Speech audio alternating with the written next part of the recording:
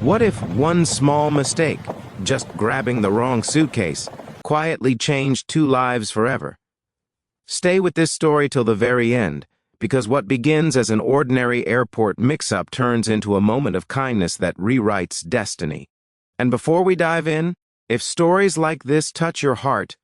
don't forget to like this video and subscribe to our channel, Soul of Kindness, because every subscribe helps us share more real, emotional stories that remind us humanity still exists. The airport was alive with motion and noise, yet for Aisha it felt strangely silent, as if the world had muted itself to mirror the heaviness in her chest, because she had just stepped off a flight that carried more disappointment than luggage. Her job interview in another city ending with polite smiles and empty promises that sounded too familiar. She stood near the baggage carousel, her shoulders slightly slumped, watching suitcases circle endlessly like lives moving forward while hers felt stuck. Her mind racing with thoughts of overdue rent, her younger brother's school fees, and the quiet fear of being strong for too long without reward. The fluorescent lights reflected off the polished floor, and the mechanical hum of the carousel blended with distant announcements, creating a dull rhythm that matched her exhaustion. When a black leather suitcase appeared, sleek, almost identical to hers except for a small, barely noticeable ribbon, she reached for it without hesitation, her hands moving on instinct rather than attention, because worry has a way of narrowing vision until only escape matters. At that exact moment, just a few steps away, Daniel Cross adjusted the cuff of his tailored suit and glanced at his watch, impatience masked by composure, the kind of composure he'd mastered over decades as the CEO of Crossway Holdings, a man used to controlling outcomes, timelines, and people. This trip, however, had not been about business alone. It had followed the funeral of his mother, the one person who had known him before success hardened his edges, the one voice that could still cut through boardroom logic and remind him of compassion. Inside the suitcase he was waiting for lay not only his laptop and confidential files for an emergency board meeting, but also a folded letter his mother had written days before her passing, a letter he hadn't yet found the courage to read. As the carousel slowed and eventually stopped, Daniel felt a subtle shift in the air, the uneasy realization that something was wrong, and when he searched the remaining bags, his heart sank as he opened a worn, modest suitcase that clearly wasn't his, revealing simple clothes, a cracked notebook filled with handwritten notes, job applications, and quiet prayers scribbled in the margins. For the first time in years, power and wealth offered him no solution, only the uncomfortable vulnerability of loss and uncertainty. Meanwhile, unaware of the panic she had unknowingly sparked, Aisha pushed through the terminal doors, into the cool evening air, rain beginning to fall in a soft drizzle that clung to her hair and coat, each drop feeling like punctuation to a long, exhausting sentence of her life. The taxi ride home passed in a blur of city lights and reflections, her thoughts drifting between regret and resilience, reminding herself that tomorrow she would try again, because giving up was never an option when someone else depended on her strength. It wasn't until she struggled up the narrow stairs to her small apartment and set the suitcase down on the worn carpet that something felt off, the weight different, the lock unfamiliar, and when she finally opened it, her breath caught sharply in her throat. Inside were neatly folded suits, a laptop that looked far more expensive than anything she'd ever owned, and an envelope labeled in clean, confident handwriting, board proposal, final. The room seemed to tilt as guilt rushed in, her heart pounding as realization dawned that she had taken the wrong luggage, that somewhere in the city a stranger was standing exactly where she had been, feeling the same sinking confusion she now felt.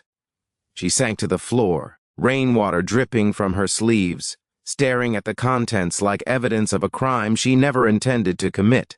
her mind instantly racing through impossible choices. Return it immediately, risk suspicion, or ignore it for one night and deal with it later. Outside, thunder rolled softly, and as she clutched the envelope with trembling hands, memories of her late father surfaced, his calm voice reminding her that integrity was not about convenience, but about who you chose to be when no one was watching. In another part of the city, Daniel stood alone near the now empty carousel, the airport staff offering polite apologies and procedural reassurances that did nothing to ease the knot in his chest, because this loss felt symbolic, as if the universe had paused him deliberately, forcing him to confront something he'd been avoiding. As he held the stranger's notebook in his hands, reading lines about hope, rejection, and perseverance, something shifted within him, a quiet discomfort blooming into reflection, and though neither of them knew it yet, the simple mistake of one exhausted woman and the quiet patience of one grieving man had just set two separate lives on a path that would soon collide again. Not through ambition or power, but through a choice that would test the true meaning of kindness. Aisha did not sleep that night, not truly, because every time she closed her eyes, she saw the contents of the unfamiliar suitcase spread out on her floor like a silent accusation, reminding her that one careless moment had placed her at a crossroads she never asked for, yet could not avoid. The rain outside slowed to a whisper, but inside her thoughts roared, calculating consequences she had never faced before, because the items in that suitcase represented a world far removed from hers, a world of security, influence, and opportunity, all things she had been denied despite doing everything she believed was right. She paced the small room, stepping carefully around the suitcase as though it might bite her, her gaze drifting to her sleeping brother in the next room, his steady breathing grounding her in reality, reminding her why temptation felt especially cruel tonight. She knew that selling even one of the items could ease their immediate struggles, could buy time, could silence the landlord's threats and the school's warnings. Yet the thought left a bitter taste in her mouth, because she had lost too much already to betray the values her parents had worked so hard to instill.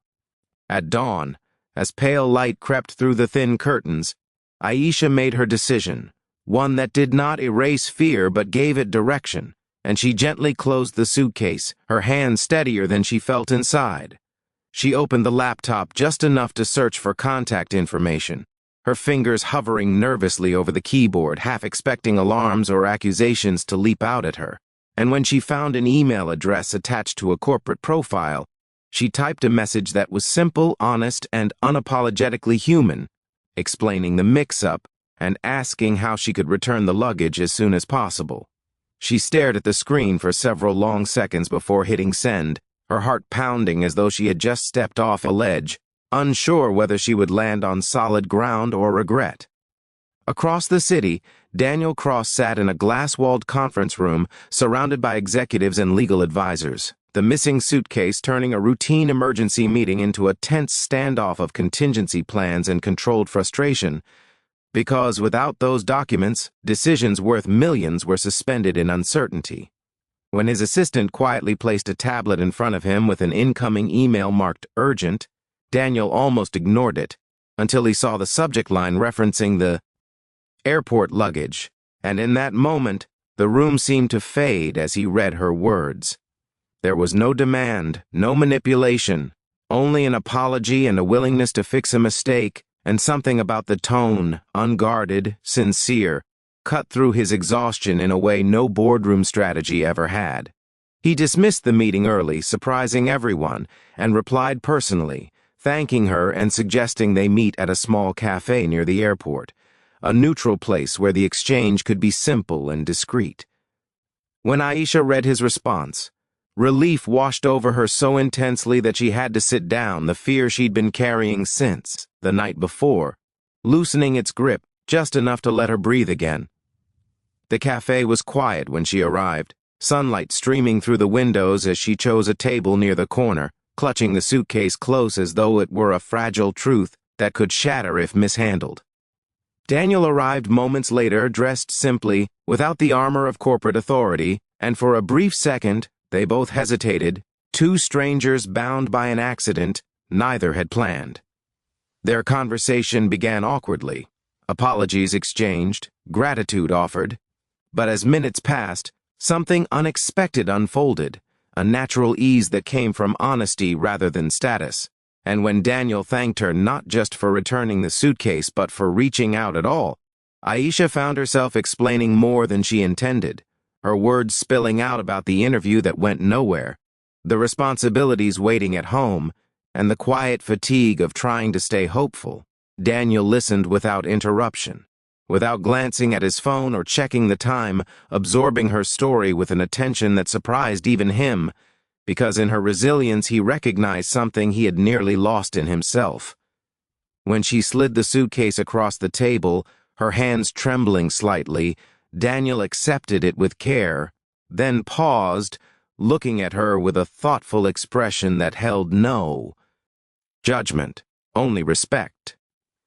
As they stood to leave, he asked her name again, as if committing it to memory, and she walked away feeling strangely lighter, unaware that Daniel remained seated for several minutes after she left, staring at the suitcase, realizing that this encounter had stirred something deeper than relief, planting a question he could not ignore. When given the chance to choose convenience or kindness, who did he truly want to be?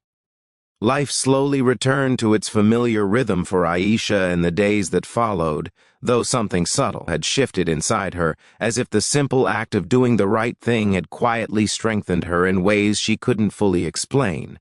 And she resumed her routine of early mornings, online applications, and careful budgeting with a steadiness that surprised even herself. She expected the suitcase incident to fade into memory as just another strange moment in a long list of struggles.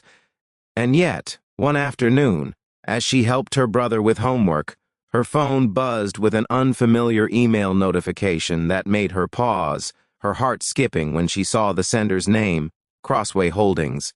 Doubt crept in immediately, whispering that it must be a mistake, but curiosity and a flicker of hope urged her to open it. And when she read the invitation for an interview, her hands trembled because part of her knew this was not coincidence but consequence, the quiet return of integrity she had released into the world without expectation.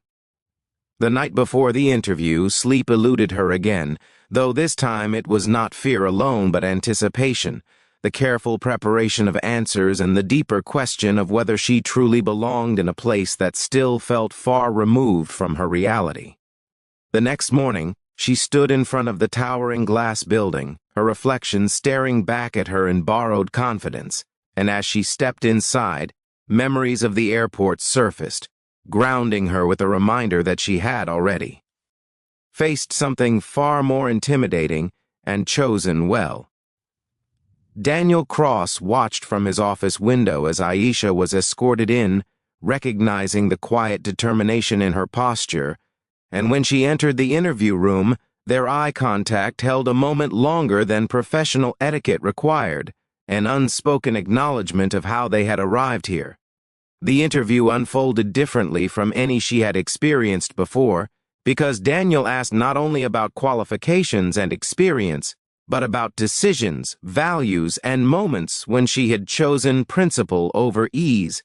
And Aisha answered honestly, not polishing her struggles or minimizing her resilience. As she spoke, Daniel felt the weight of his mother's words pressing gently against his conscience, reminding him that leadership was not defined by control, but by the courage to trust.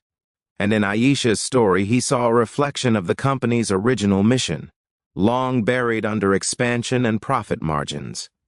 After she left, Daniel remained seated in the empty room, staring at the notes in front of him without really seeing them, because the decision he faced was not about hiring a candidate, but about redefining the kind of organization he wanted to lead. That evening, alone in his office, he finally opened the letter his mother had written, her familiar handwriting filling the page with warmth and quiet wisdom, urging him to remember that people were not tools and that kindness, when practiced consistently, could become the strongest foundation of all. The next morning, the boardroom buzzed with tension as Daniel announced a new internal initiative focused on ethical leadership, mentorship, and opportunity for those often overlooked. And when he introduced Aisha's name as part of the first cohort, surprise rippled through the room, followed by cautious curiosity. When Daniel called Aisha later that day to offer her the position, his voice calm but sincere, she struggled to respond through tears, overwhelmed not by ambition but by the validation that her integrity had mattered in a world that often rewarded the opposite. Her first weeks at Crossway were challenging, filled with learning curves and self-doubt. Yet Daniel remained a steady presence, offering guidance without condescension, and as trust grew between them, their conversations expanded beyond tasks to ideas, ethics, and the kind of impact a company could have when profit was balanced with purpose. Slowly, Aisha began to see herself not as someone who had been given a chance out of pity, but as someone who had earned her place through choices made in quiet moments. And Daniel, watching her growth, felt a renewed sense of alignment between his success and his values, realizing that the greatest return on investment sometimes came not from strategy, but from believing in people who chose kindness when no one was watching. Time moved forward with a gentler certainty after that, and as months passed, the quiet ripple caused by one wrong suitcase continued to expand in ways neither Aisha nor Daniel could have predicted, weaving their lives together through purpose rather than coincidence, and turning a moment of accidental chaos into a foundation for lasting change. Aisha grew into her role at Crossway Holdings with a confidence that felt earned rather than borrowed. Each project she completed, reinforcing her belief that she belonged there, not because someone had rescued her, but because she had proven herself capable and trustworthy. The stability of her new life began to reach beyond office walls, easing the constant tension at home, allowing her brother to focus on school without fear, and restoring a sense of dignity that poverty had quietly eroded over time. Daniel watched these changes with a mixture of pride and humility, often reminded that leadership was not about standing above others, but about recognizing potential where others overlooked it. And as he implemented broader ethical initiatives across the company, he noticed a shift in culture, conversations growing more human, decisions weighed not only by numbers but by impact. The story of the airport mix-up, though never sensationalized, quietly circulated among employees as an example of integrity rewarded, becoming a touchstone for discussions about accountability and empathy, and while Daniel never framed it as a miracle, he acknowledged it as a turning point, one that had redirected his priorities at a moment when grief could have hardened him instead. At a company-wide event months later, Aisha stood on a small stage, her hands steady as she addressed new hires about the importance of choices made in unseen moments, her voice carrying the quiet authority of lived experience, and as applause filled the room, Daniel felt a warmth that surprised him, knowing his mother's values were alive in that space, carried forward through action rather than memory. After the event, they spoke privately, reflecting on how far they had both come, and Daniel shared that the suitcase had contained not just business documents, but a final reminder from his mother about kindness, a reminder he believed had reached him through Aisha at exactly the right moment. She listened with respect, understanding that sometimes people entered our lives not by chance, but by alignment of need and courage, and as they parted that evening, both felt a sense of closure and beginning intertwined. Later that night, Aisha stood by her apartment window, looking out at the city lights with a calm she had not known in years, realizing that her future no longer felt like something to fear or chase blindly, because it had been shaped by a single honest decision made in the middle of an ordinary night. Daniel, alone in his office, reflected on the journey with quiet gratitude, aware that success measured only in profit had once left him empty, but success anchored in kindness had given his achievements meaning. And so the story did not end with a dramatic reveal or grand reward, but with something far more enduring. Two lives redirected by integrity, a company reshaped by empathy, and a reminder that even the smallest act of honesty, performed without expectation, can quietly transform the world, one choice, one person, and one wrong suitcase at a time.